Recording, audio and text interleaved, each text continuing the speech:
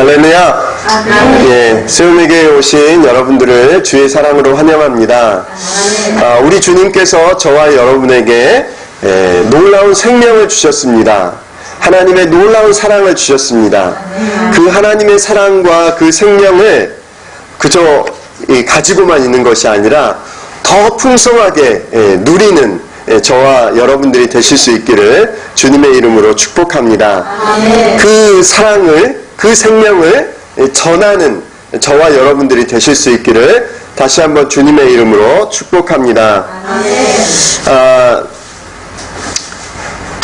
사모님과 제가 2학주 그 화요일 수요일 날 G7 최고 전도 훈련 세 번째 달 과정에 함께 다녀왔습니다. 저는 화요일만 가고 사모님은 이제 화요일하고 수요일 날 이렇게 이제 이틀을 참석하셨습니다.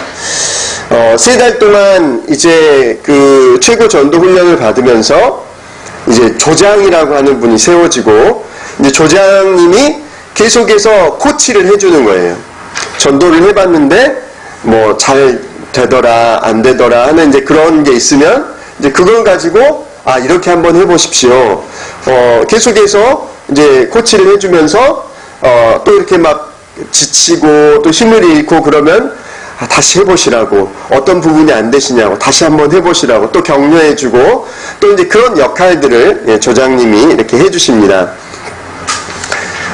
이게 그 최고 전도 훈련에 그 참여하셨던 분들이 여러 가지 에피소드들이 있습니다. 또 정말 그 아주 뭐 큰 교회에서 오셔가지고 막 전도에 열심히 참여한다기보다는 정말 작은 교회들이 주로 많이 오시죠. 그래서 어떻게든지 교회를 세워보시겠다라고 뭐 사모님 또 뭐 집사님, 권사님 하시는 분들이 오셔가지고 이제 열심히 그 전도 훈련에 참여하십니다.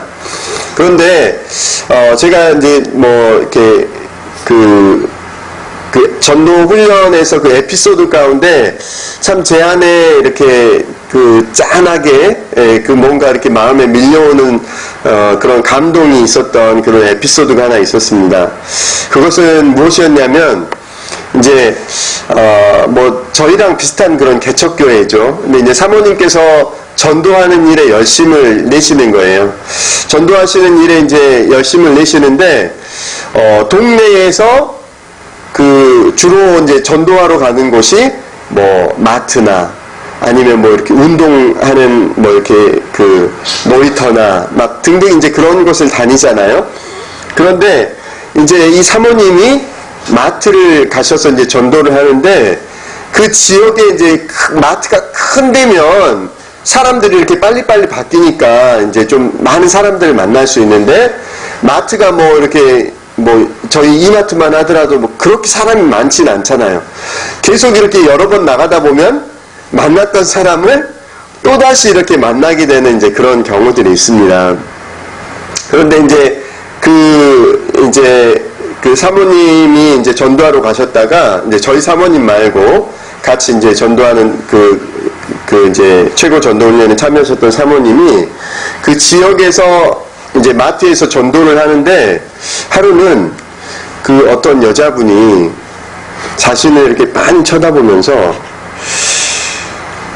아니 여기 지금 가격표 다 나와 있잖아요.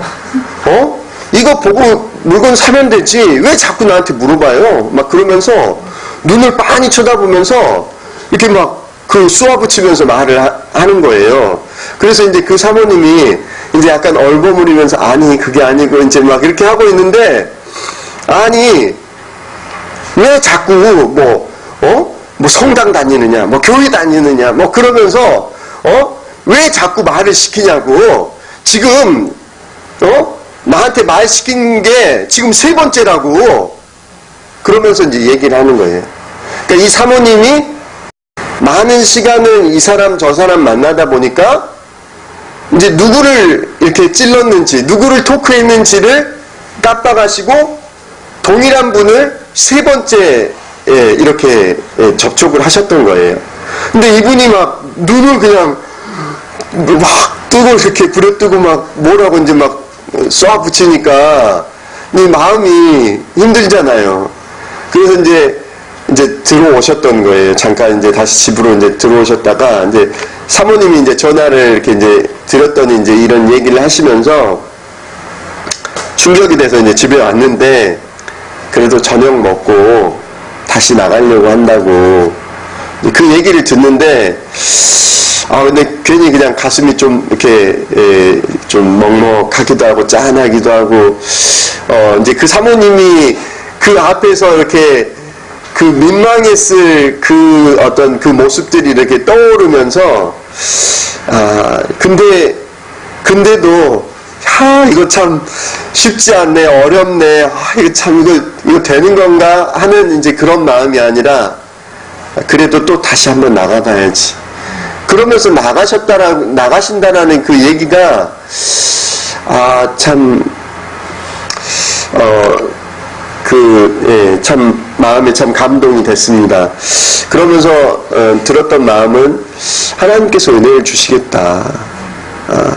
저렇게 하시는데 하나님 앞에서 그 잃어버린 영혼을 전도하기 위해서 저렇게 애쓰시는데 하나님께서 중심 보시지 않겠는가. 그런 이렇게 마음을 이렇게 갖는 그런 시간이 되었습니다. 우리가 복음을 전하는 거 우리 안에 거룩한 부담감일 수 있습니다. 때로는 부담감 때문에 잘 안 되기도 하고 마음의 원함은 있지만 또 여러 가지 형편 때문에 이렇게 하지 못하는 그런 경우들도 있지만 하나님 우리가 주님께서 전도에 미련한 것으로 영혼을 구원하시기를 기뻐하셨다라고 하셨잖아요. 뭐 다른 것이 아닌 어떤 우리가 단지마다 막 홍보물 열심히 붙이면 영혼이 올까요? 안 와요. 하나님께서는 전도에 미련한 것으로 참 그렇게 어떻게 보면 정말 미련하리만큼 또 찌르고 또 말 걸어보고 하는 그것을 통해서 정말 예비된 영혼을 구원하게 하시는 하나님의 역사가 나타날 줄로 믿습니다. 아멘. 오늘 말씀의 주제를 이렇게 정해봤습니다. 예수님의 관심은 죄인이 예수 믿고 영생을 소유하는 것입니다. 라고 했습니다. 다 같이 한번 해볼까요? 시작. 예수님의 관심은 죄인이 예수 믿고 영생을 소유하는 것입니다. 아멘. 우리 옆에 계신 분들하고도 한번 같이 해보겠습니다. 자, 우리 민지도 하세요. 자, 여기 하고 여기 뒤에 같이 하세요. 자, 시작. 예수님의 관심은 죄인이 예수 믿고 영생을 소유하는 것입니다. 아멘. 예. 오늘 요한복음 오늘 본문에 보니까 그 타이틀에 왕의 신하의 아들이 병 고침을 받다라고 하는 그런 내용으로 이렇게 타이틀이 붙어져 있는 걸 볼 수가 있습니다. 이제 예수님께서 갈릴리는 어느 지역이라고 그랬죠? 우리가 생명의 삶 때 공부했죠. 갈릴리는 남부, 중부, 북부에서 어디? 예, 북부지방. 예, 우리 이스라엘에서 그 북부지방이죠. 그리고 갈릴리 그 호수, 갈릴리 바다가 있고 요단강, 사해 이쪽으로는 지중해가 있죠. 그런데 이 갈릴리 이 지방에서 이 갈릴리 이 바다가 있고 거기에서 이제 한참 떨어져 나오면 그 갈릴리 지방의 거의 한 중앙쯤에 가나라고 하는 곳이 있습니다. 근데 그 가나는 어떤 곳이라고 했죠? 이전에 예수님께서 물을 뭘로 만드신 곳? 포도주로 이렇게 바꾸셨던 그곳입니다. 근데 이제 왕의 신하 한 사람이 아주 절박한 상황 가운데 있습니다. 어떤 상황이에요? 아들이 중병으로 거의 죽어가고 있어요. 막 열이 나요. 지금 어디에서 아들을 아파요? 가버나움이라고 하는 갈릴리 바다 그 인근의 그 북쪽, 갈릴리 바다 북쪽에 가버나움이라는 쪽에서 이제 아들은 앓고 있어요. 그런데 어디로 찾아왔어요? 예수님이 계시는 갈릴리의 그 가나라고 하는 동네로 찾아왔어요. 그래서 이제 절박함 가운데서 예수님이 유대 지방, 유대는 어디예요? 남부 지방에 갔다가 지금 다시 북부 갈릴리로 오셨다라는 소문을 입수하고 이제 예수님께 고쳐달라고 간절히 매달려 애원하고 있는 것을 볼 수가 있다는 거죠. 47절에 보니까 제발 하면서 아들을 고쳐주십시오 하고 애원하는 그 모습을 볼 수가 있습니다. 아들의 상태가 어때요? 47절에 보니까 거의 죽게 되었다라고 이야기합니다. 그리고 49절에도 보니까 내 아이가 죽기 전에 내려와 주십시오 라고 이야기하고 있는 것을 볼 수가 있습니다. 그래서 예수님께서 그 아들을 고쳐주시기 전에 그 고쳐달라고 애원하는 그 왕의 신하를 향하여서 이렇게 이야기합니다. 돌아가거라. 내 아들이 살 것이다. 돌아가라. 내 아들이 살 것이다. 그런데 어떻게 했어요? 왕의 신하가 예수께서 자기에게 하신 말씀을 믿고 떠나갔다라고 이야기해요. 믿었다라고 이야기해요. 믿고 떠나갔다라고 이야기해요. 그래서 51절에 내려가는 도중에 종들을 만납니다. 아들이 살아났다는 거예요. 그래서 그 시기가 언제인지를 물어봤더니 바로 예수님께서 돌아가라. 내 아들이 살 것이다 라고 말씀하셨던 시기에 열이 떨어졌다라고 하는 것을 발견하면서 그 안에 믿음이 더욱더 확고하게 되어지면서 이제 그 왕의 신하뿐만이 아니라 그의 온 집안이 함께 예수 그리스도를 믿게 되어지는 그 은총이 주어지는 것을 볼 수가 있다라는 것입니다. 오늘 말씀의 주제가 뭐라고요? 예수님의 관심은 죄인이 예수 믿고 영생을 소유하는 것입니다. 소유하는 것에 예수님은 관심을 가지고 있습니다. 여러분도 이런 절박함을 느껴보신 적이 있습니까? 어떤 절박함이요? 우리가 때로는 어떤 뭔가에 사로잡혀서 절박함을 느낄 때가 있어요. 저걸 좀 더 취해야 되는데, 저 물질을 좀 더 취해야 되는데 지금 찬스인데 라고 하면서 물질에 뭔가 이렇게 막 그 물질을 잡으려고, 아니면 뭔가에 사로잡혀서 뭔가를 간절히 잡으려고 절박함을 가질 때가 있어요, 없어요? 있어요. 자, 그러면 오늘은 이 왕의 신하의 절박함은 어떤 절박함이에요?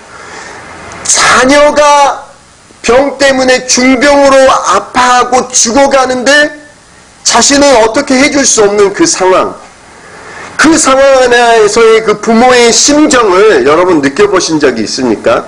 그 절박함을 우리가 무엇으로 표현할 수 있을까요? 왕의 신하라고 하는 지위가 있었지만 자녀를 고칠 수가 없었어요. 자녀의 열을 떨어뜨릴 수가 없었어요. 그래서 왕의 신하라는 지위도 물질도 아무도 지금 이 순간에는 필요가 없는 거예요.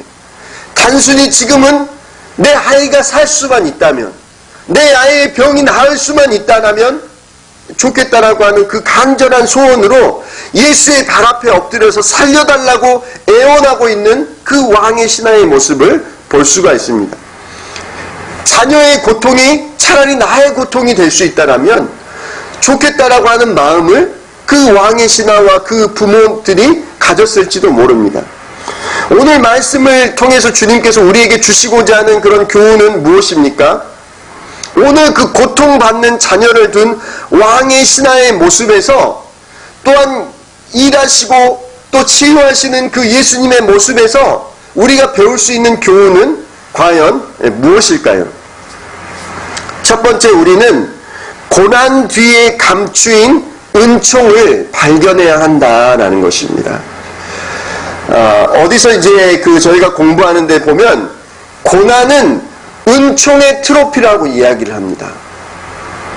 네, 고난이 무의미하거나 불필요한 것이 아니라 그 고난이 우리에게 주시는 은총의 트로피라고 말씀을 하세요. 자, 이 은총의 시작은 어떻게 시작이 됩니까? 이제 왕의 신하의 아들이 병 고침을 받고 그의 온 가족이 예수님을 함께 믿게 되어지는 놀라운 은총을 누리게 되었는데, 이 은총의 시작은 무엇으로부터 시작됐습니까? 예, 불행으로부터 시작됐습니다. 고난과 환난으로부터 시작되었습니다. 그 은총의 시작이 뭐라고요? 고난과 불행 가운데서 시작됐다라는 거예요. 그 불행과 고난은 무엇이었습니까? 바로 의원으로도 고칠 수 없는 중한 병에 걸린 그 자녀가 있었다는 거죠. 이제 이 은총의 시작이 아들의 병에서부터 시작됐다는 것을 우리는 주목해서 볼 수 있어야 된다라는 것입니다. 우리는 건강할 때 그것을 복이라고 이야기합니다. 맞습니까? 건강할 때 뭐 5가지 복, 뭐 치아가 건강하고 어디가 건강하고 뭐 그런 복 받았다 막 그렇게 이야기하잖아요. 그런 것처럼 우리가 건강할 때 복이라고 생각을 해요. 그런데 그러면서 또 우리는 어떤 생각을 해요? 나에게 좀 이렇게 모든 환경이 참 좋은데 내게 고난이 닥쳐오면 어떻게 하지? 그러면서 이렇게 막 그런 마음 조바심을 가질 때도 있잖아요. 그런데 주님께서는 은총의 시작이 바로 우리의 불행과 고난으로부터 시작될 때도 있다라는 것을 말씀하고 있다라는 거죠. 고난 중에 우리는 주님의 뜻을 이해하지 못하는 이유가 있습니다. 왜 그럴까요? 고난 가운데서 주님의 뜻을 그 즉시는 이해를 못해요. 왜요? 우리는 철저히 이 세상만을 바라보고 있기 때문입니다. 예수님을 알지 못하는 사람, 예수님을 안다라고 하더라도 눈에 보이는 세상이 전부라고 생각하고 살아가기 때문에 우리 앞에 그 고난을 이해하지 못해요. 그리고 우리 앞에 놓여진 그 고난을 너무 가혹하다라고 이야기하기도 합니다. 하지만 이 아들의 거의 죽어가는 아들의 중한 병으로 말미암아서 이 왕의 신하에게 무엇을 바라보게 만들었어요?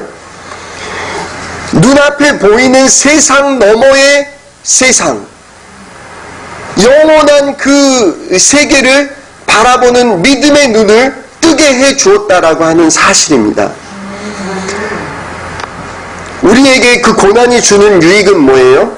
로마서 5장에 보니까 환난은 인내를, 인내는 연단을, 연단은 소망을 이루는 줄 알미로다 라고 이야기하고 있어요. 우리가 생명의 삶에서 공부했던 것처럼 우리 앞에 놓여진 고난과 그 환난은 우리가 천국을 더욱더 누릴 수 있는 사람으로 만들어준다는 거예요. 고난이 없으면 천국 가서 뭐하나 그런 생각을 가졌다가 정말 그 천국을 귀함을 깨닫게 해준다는 거죠. 이합주 주일날 오셨던 김미자 권사님, 그분이 그렇게 고백하시잖아요. 고난당한 것이 내게 유익이었습니다. 매달 그 남편이 주는 1000만 원의 그 용돈을 가지고 그냥 생활비를 가지고 아이들 잘 먹이고 좋은 거 다 누리게 하고 살게 해줬지만 그때 맛볼 수 없었던 것을 고난 가운데 깨닫게 되었다라고 이야기하잖아요. 정말 그 도무지 헤아릴 수 없었던 그 가난한 자들의 그 아픔과 눈물과 그 안타까움을 이해할 수 있는 그 마음이 그들 안에 그 안에 생겨났다라고 이야기하잖아요. 고난이 불편했지만 그 물질이 없는 것이 불편했지만 더 큰 하나님의 사랑을 깨닫는 시간이 되었다라고 고백하잖아요. 누구도 고난을 피할 수는 없습니다.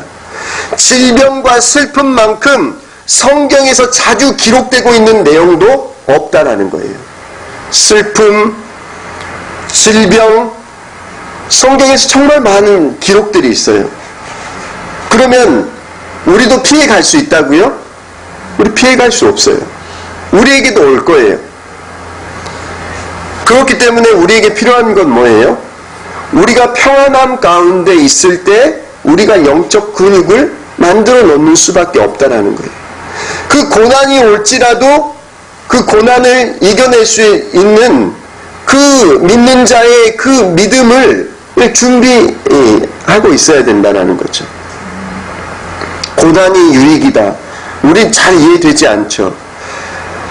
저희 미국에서 목회하시는 저희 이제 같은 교단의 목사님께서 한 번은 우즈벡에서 우즈벡 선교사님들을 두고 선교사님 가정에 말씀을 전해 주시기 위해서 우즈벡을 방문하신 적이 있었다라고 이야기합니다. 그래서 이분이 성수대교와 관련해서 농담을 하셨어요. 농담을 하신 이유는 그거예요. 이제 한참 열강을 하고 계신데 점심을 먹고 나니까 사람들이 막 거의 막 헤매던 거예요. 막 너무 막 전류하고 힘들어하니까 잠을 깨우기 위해서 성수대교 농담을 했어요. 자, 어떤 사람이 가장 불행한 사람인가 그러면서 첫 번째, 버스를 출발하는데 쫓아가서 탄 사람. 성수대교 가는데 버스 출발했는데 막 잡아가지고 탄 사람. 첫 번째고, 두 번째는 버스 노선표를 잘못 보고 그 버스 타고 가다가 떨어진 사람. 세 번째는 졸다가 그 앞 정거장에서 내려야 되는데 한 정거장을 더 가가지고 이렇게 떨어진 사람. 그러면서 이제 졸지 맙시다 그러면서 이제 강의를 하다가 이제 그렇게 이야기를 했는데, 강의가 끝났는데 여자 선교사님 한 분이 이렇게 오셨더래요. 목사님, 제가 성수대교 참사 때 제 딸을 잃었습니다. 그러니까 이제 목사님이 이제 그때 당황을 하는 거예요. 눈앞이 캄캄해지고 막 어떻게 해야 될지 막 당황하고 안절부절하는 그 목사님에게 이 선교사님이 이야기하시는 겁니다. 괜찮습니다. 그 전날의 아픔이 저를 여기에 선교사로 이렇게 오게 하는 그런 일이 있었습니다. 이것은 또한 하나님의 은혜입니다. 라고 고백했다고 합니다. 사랑하는 딸을 잃어버리고 한동안 절망했지만 그 엄마는 다시금 그 절망을 딛고 일어서서 절망 속에서 살아가는 이들에게 소망을 전하는 선교사가 되었다라고 이야기합니다. 히브리서 12장 11절에도 무릇 징계는 어떤 것이든지 그 당시에는 즐거움이 아니라 괴로움으로 여겨지지만 나중에는 이것으로 훈련받은 사람에게는 정의의 평화로운 열매를 맺게 합니다. 라고 이렇게 이야기하고 있습니다.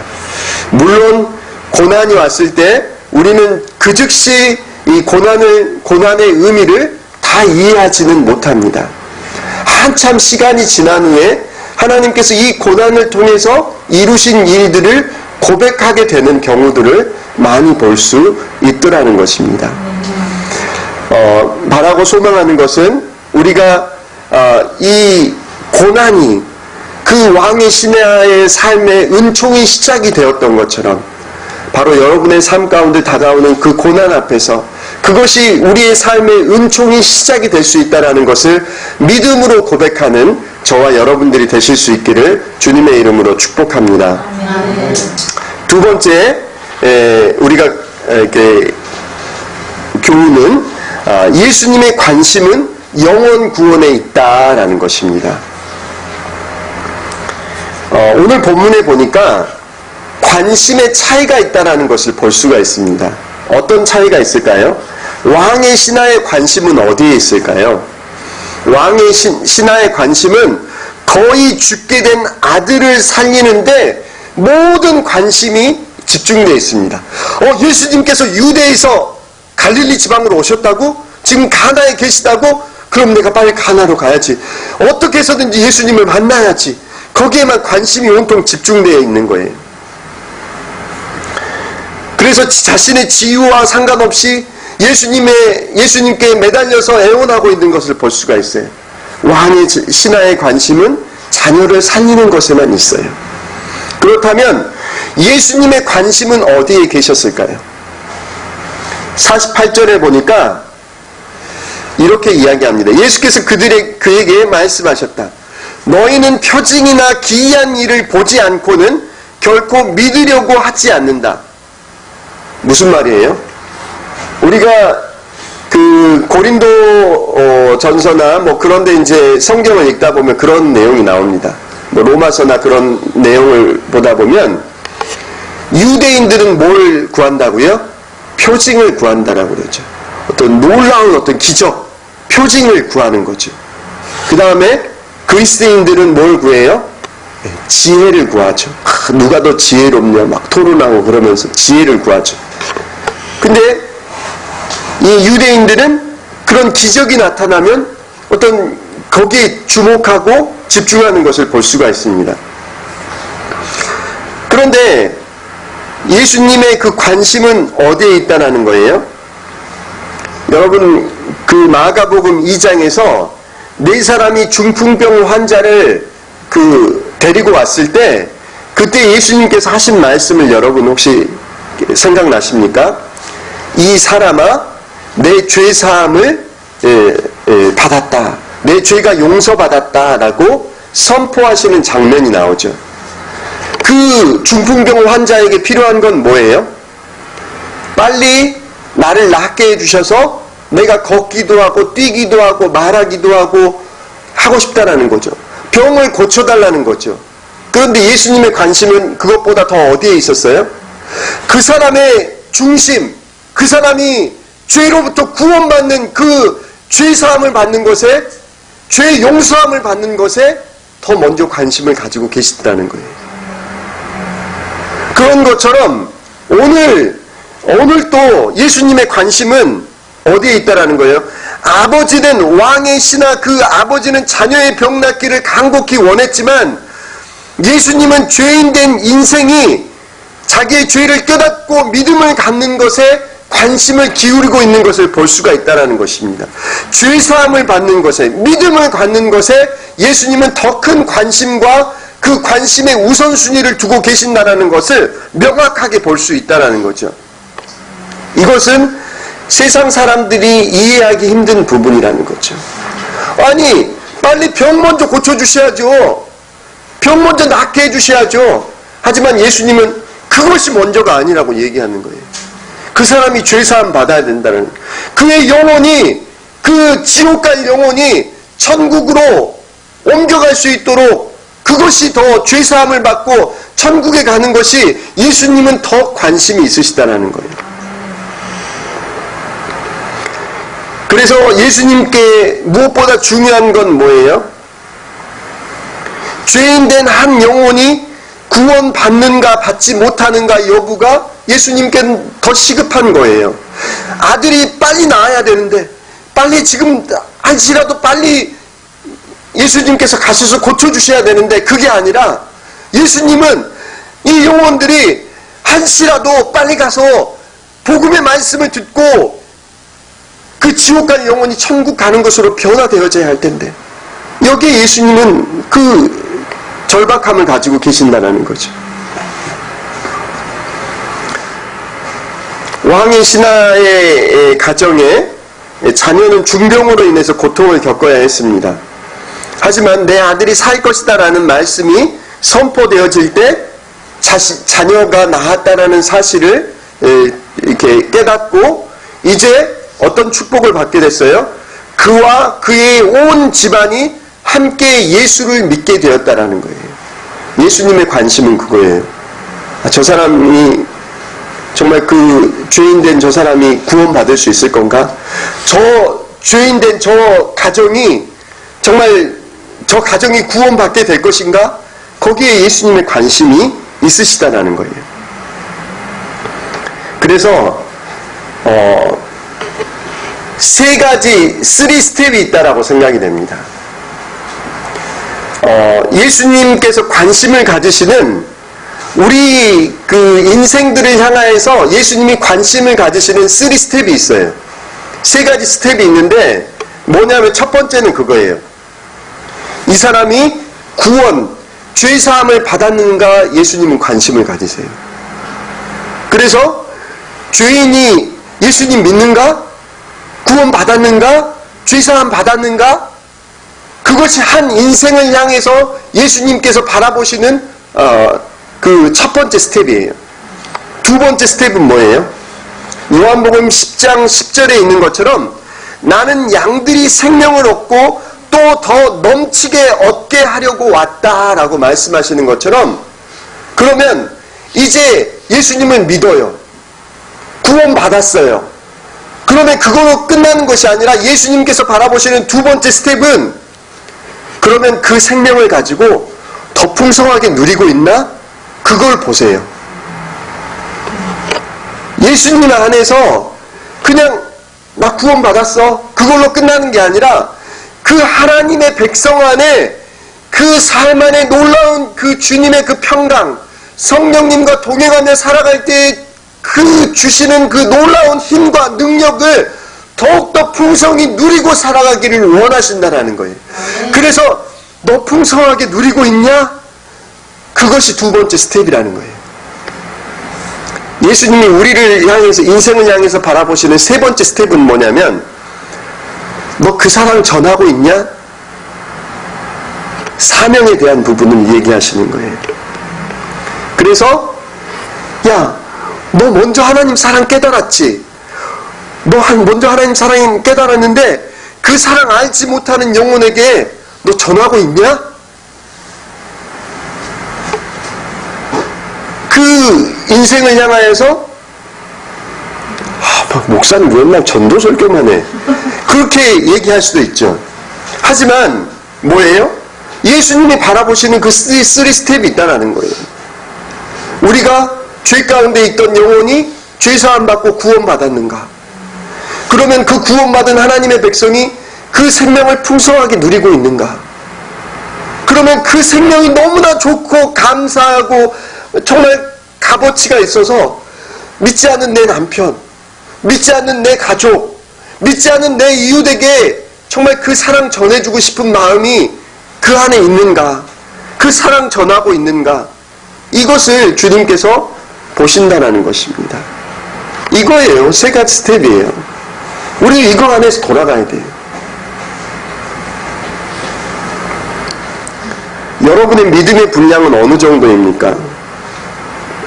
바라기는 여러분의 주일 예배는 가능하면 여러분이 출석하는 본 교회에서 지킬 수 있도록 노력하실 수 있기를 다시 한번 부탁을 드립니다. 왜요? 헌금을 이렇게 거둬야 되기 때문인가요? 왜 우리 본교회에서 예배를 드려야 돼요? 헌금을 걷기 위해서? 아니에요. 부득이한 사정 때문에 지방이나 혹은 타국에서 예배 드리면 안 되나요? 돼요. 됩니다. 그런데 왜 주일 예배를 본교회에서 드리기를 힘써야 되는지, 다른 것 때문이 아닙니다. 야, 나 오늘 주일 예배 드렸어. 제가 아까 말씀드렸죠. 3 스텝이 있다라고 말씀드렸죠. 그랬던 것처럼 나 주일 예배 드렸어. 나 주님께 도장 찍고 갔어.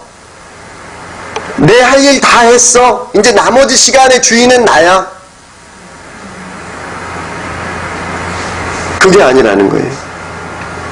이전에는 우리가 그랬을 수 있어요. 그저 나 자신 구원받은 것에, 내 자신의 구원을 그저 지탱하는 것에서 끝났을 믿음의 분량이었을 수 있으니까.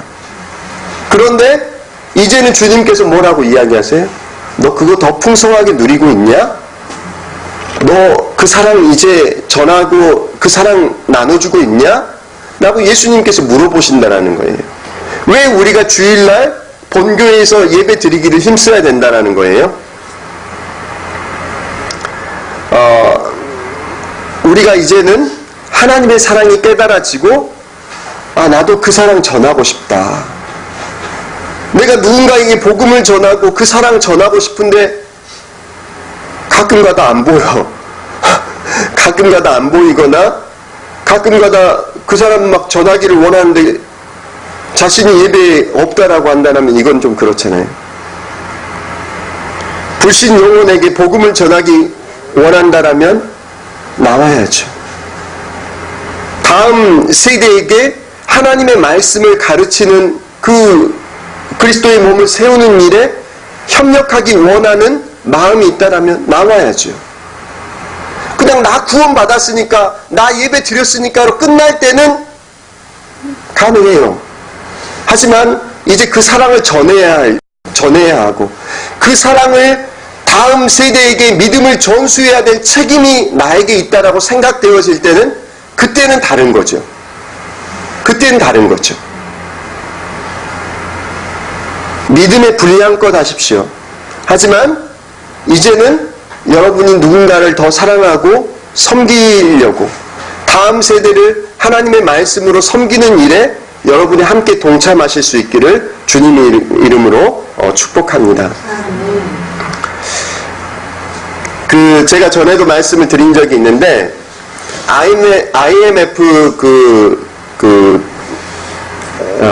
부총재까지 이렇게 어디죠? 미국의 전에 그 쌍둥이 빌딩 무너졌었잖아요. 네. 거기 하여튼 세계 무역기구의 부총재까지 올랐던 그 이희돈 장로님이라는 분이 있습니다. 근데 이희돈 장로님이 한 번은 그러니까 이분은 그 배탈이 나가지고 그 세계 그 쌍둥이 빌딩의 77층에 이분의 사무실이 있었어요. 배가 아파가지고 그곳에 가는데 30분이 늦어지면서 이분이 살아나신 거예요.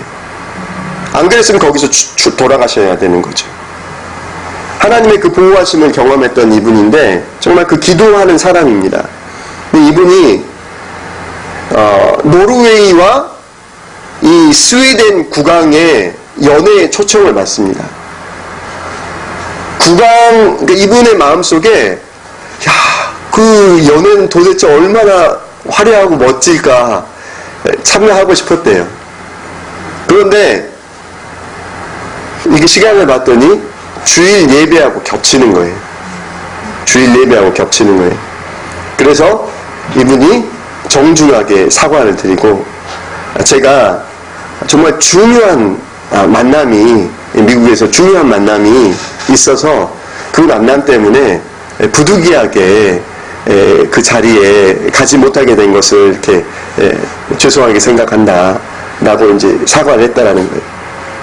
근데 이제 그분들은 생각하기에 이 국제무역기구 이 부총재가 더 중요한 사람하고 만난다고 하니까, 아니 국왕보다 더 중요한 사람이면 미국 대통령하고 만나나? 그러면서 이제 그분들은 이제 그런 생각을 했을지 모르지만, 이분은 누구를 만나러 가는 거였어요? 그 하나님께 예배 드리러 가기 위해서, 그 주의를 본교회에서 지키기 위해서 그 국왕들과의 만남을 이렇게 취소하고 그곳을 향해서 나가는 겁니다. 주일날 안 빼먹었다, 예배 드렸다, 그 수준에서 만족하는 것이 아니라, 이제는 우리가 하나님 나라의 실업자가 아니라 하나님 나라의 소명을 받은, 사명을 받은 그 일꾼으로서 주님 주신 그 복음을 전하는 것에 예수님께서 먼저 관심을 가지시니까, 그 병 고침을 받는 그것보다 더 관심을 가지시는 그 일에 내가 더 관심을 갖고 더 협력하는 저와 여러분들이 되실 수 있기를 주님의 이름으로 축복합니다. 3스텝 여러분 꼭 기억하십시오. 내가 죄사함 받았는가? 나는 그것을 더 풍성하게 누리고 있는가? 나는 그 사랑을 전하고 있는가? 그거 꼭 기억하시고, 그걸 우리가 그 사랑을 전하는 저와 여러분들이 되실 수 있기를 축복합니다. 아멘.